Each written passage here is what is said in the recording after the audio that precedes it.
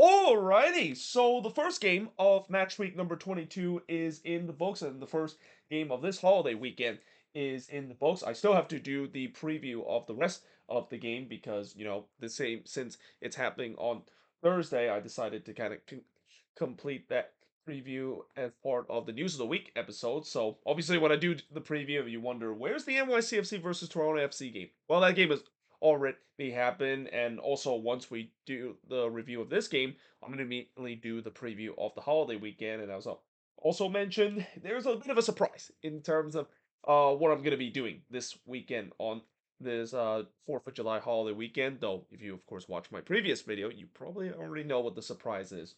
But yeah, in this game between NYCFC versus Toronto, it was NYCFC, of course, bounced back after a tough loss that they had against another Canadian team in the East, that is CF Montreal, and that's just kind of been the theme of the season for NYCFC. It's been a lot of inconsistent play this season. They tend to go through this pattern where they win one, win one, lose one, and that kind of is something that drives NYCFC fans crazy because they just really want to see this team to be consistent, and they want to see this team play like this pretty much every single season, or not every single season, but every single game this season, that is. But hey, at least they do get a bounce back win in this game against a stingy TFC side, and against a side that is definitely rising with confidence as the game goes along.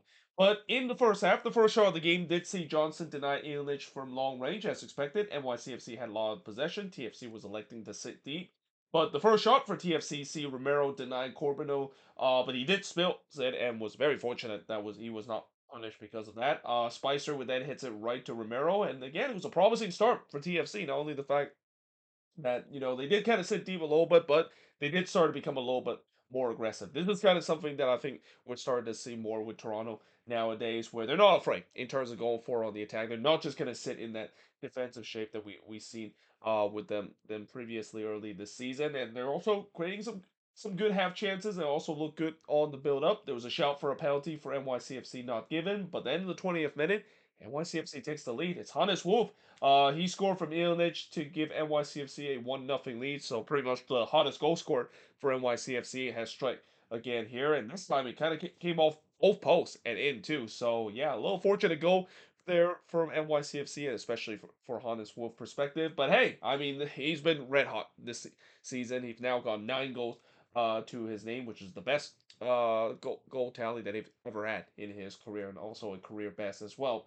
Bryn Hinson did look to respond, but he puts it wide. The shots were 3-2 for TFC 28 minutes in. Morales then puts it high from long range. I thought turnover and sloppy play from NYCFC at the back has been a problem in this game. There was a couple of times where they turned the ball over in a very bad spot, and they're kind of fortunate the fact that they're facing against TFC because, yeah, Toronto hadn't really done a good job in terms of taking advantage of those mistakes that NYCFC made at the back. But we do head to halftime with NYCFC leading 1-0, and they waste no time to make it 2-0. As in the 48th minute, Illich would score from Ojeda and O'Neal to make it 2-0 in this one. I don't know if he really meant that Illich, because when Ojeda feeds the ball there, I don't think Illich was the intended target. He kind of put a little excuse me kind of shot there, but it goes in, it dinks it in, and it worked. And just like that, TFC were down 2-0 in this one, and NYCFC have a 2-0 lead.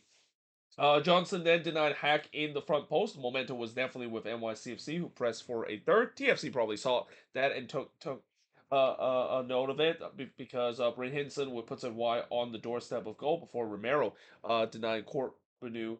As I immediately said, I take that back because now it seems like TFC were the one that is pushing to try to get one back. Romero would then deny Bryn Hinson on the header as he pushed that one on the post, and then we had some feisty action around the 67th minute as the tempers really flare after Dominguez and English kind of get head to head with each other.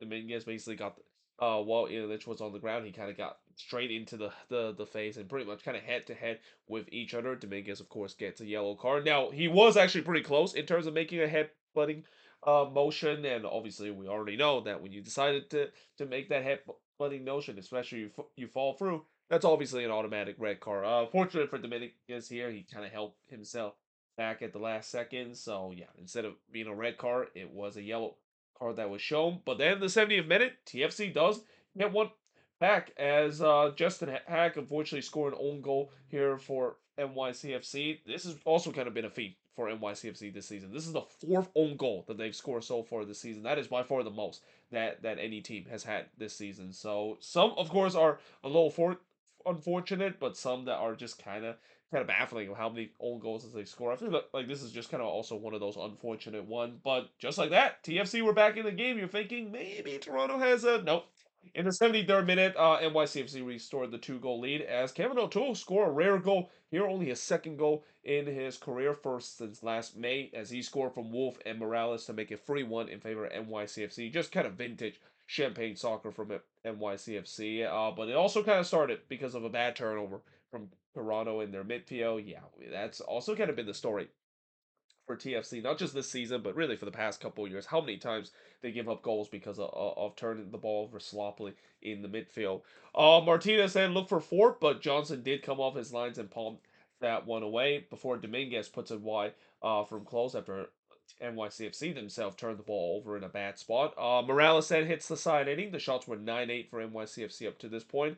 And then Fernandez puts it wide from close in the second minute of stoppage time, or scratch that, the third minute of stoppage time, that is. But yeah, in the end, NYCFC, they do get the bounce back win in this one. They get a 3-1 win against Toronto. Shots in this one, 10 shots with the 8 that TFC had, 2 shots on goal for the 5 that NYCFC had. Both teams had 3 shots off target. Both teams had 2 shots on block, and possession-wise, 52% possession compared to the 48% possession that Toronto has in this game. And overall, I don't think Toronto played badly in this game. I mean, yes, the scoreline is not going to really represent how they play, but I thought they did give NYCFC some nervy kind of moments there. Obviously, if their finishing was a little bit better in this game, maybe this game could have been a lot different. Especially the goal that they see that in the first half, the first one they did, it was kind of against the run of play. I mean, besides the Wolf goal that NYCFC got the 1-0 lead. Toronto, I thought, was the better team, at least in the first 20 minutes in this game. So you're definitely seeing some progress that we're seeing with this TFC side. Obviously, the result is not going to be there. And really, for the rest of the season, the result really doesn't matter with this team. I mean, this is the beginning of the deep rebuild and this painful rebuild. And like I said, I feel like any TFC fan, they don't really care about this game. They just are happy of the fact that the end of the two Italians and the two massive liability in terms of the roster that they have is finally off the books. And now, heading into the summer, this is where it's going to be interesting to see what Toronto is going to do. I mean, I know they will definitely be aggressive and try to go for a big name DP to try to get a huge shot of injection in terms of this deep rebuild that they're going through. But they also are gonna have to be careful in terms of when they sign this designated player and maybe take their time to do so because they do not want another Insigne and Benedetti situation again that will set the franchise back in years. And yeah, we'll see what they'll do in the summer, and that they're going to continue to play some respectable soccer throughout. And for NYCFC again, if they can just fix that inconsistency for them, and we don't know if this is going to be fixed. Do not be surprised if the very next game they end up losing, especially if they're playing on the road. That is because they're not allowed to win on the road this season. But if they can just fix that consistency factor of this team can definitely do something late in the season. If not, hey, this team might make the playoffs, but it could be a very quick one and done for this team in the playoffs. But there you have it. That is pretty much it for the review of this game, the first game of 15 that we're gonna get on this holiday weekend. We're gonna have 3 that's gonna be happening tomorrow, and then we got I believe 10 games going to be happening on Saturday, and then the one lone game that happened on Sunday before the Gold Cup final. But until then, hope you guys enjoyed this video. If you do, make sure you guys like, smash the subscribe button, let me know in the comments below what do you think of this game, and yeah, I of course will see you guys next time.